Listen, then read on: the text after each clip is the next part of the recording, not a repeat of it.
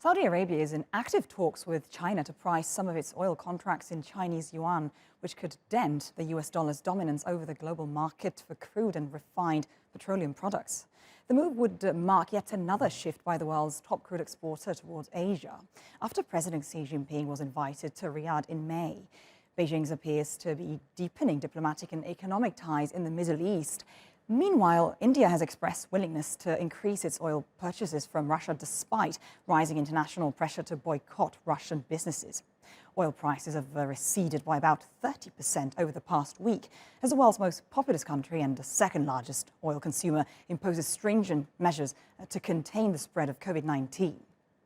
For more on this now, let's go to Danni Hewson, financial analyst at AJ Bell. Danni, many thanks for being with us today. First of all, what is the relevance of this shift and what does it mean for global oil markets, not just Asian and Middle Eastern? It's a fascinating move. We do know that talks between Saudi Arabia and China have been on again, off again for many years. But according to the Wall Street Journal, at the moment, they are very much on again.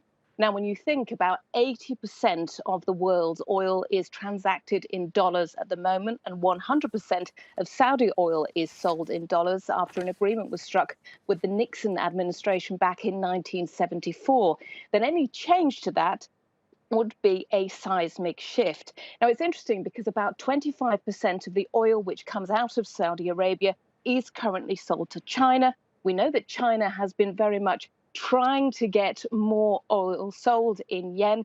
It is looking for more dominance, and this could be an incredibly interesting shakeup of the global oil market. Yeah, that's fascinating. It's really interesting. I mean, at a time like this, with so many geopolitical tensions obviously going on at the same time.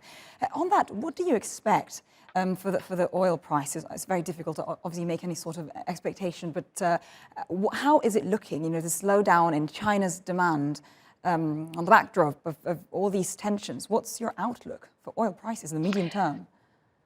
Yeah, it's been really interesting to watch the way that the oil price has gone over the past week. We saw it soar almost above $140 a barrel for Brent crude on Monday. It has fallen back, as you said. In fact, it was under $100 a barrel yesterday, slightly above that today.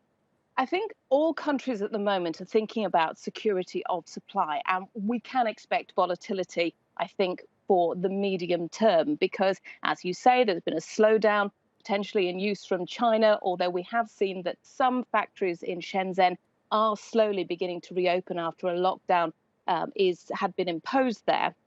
And we're also seeing that a lot of countries are now shifting perhaps where they're looking to buy their oil from. We know that India are having talks with Russia because of the cost of living crisis, and governments do have to think very hard about supply, about price, but they also have to think about potential sanctions. So at the moment, as you say, geopolitically, it's a fascinating time. Interesting. Danni, one more thing. The focus this week, obviously today especially, is on the Fed. The Fed's looking to potentially hike rates 5 times, 6 times this year. Is it plausible? Is it possible this year, given what's going on the geopolitical front, not only?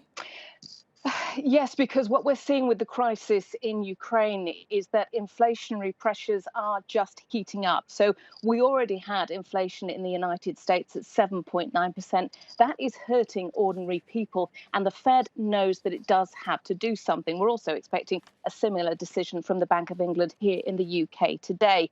The thought is, the regular thought, of course, that interest rates, rising them, does help bring inflation down.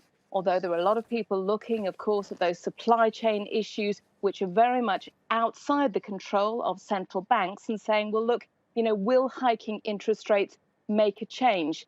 But central banks are under pressure to act. We know that markets are very much pricing this in. And yeah, I do think that we could definitely see at least 3, maybe more interest rate hikes from the Federal Reserve this year and into next.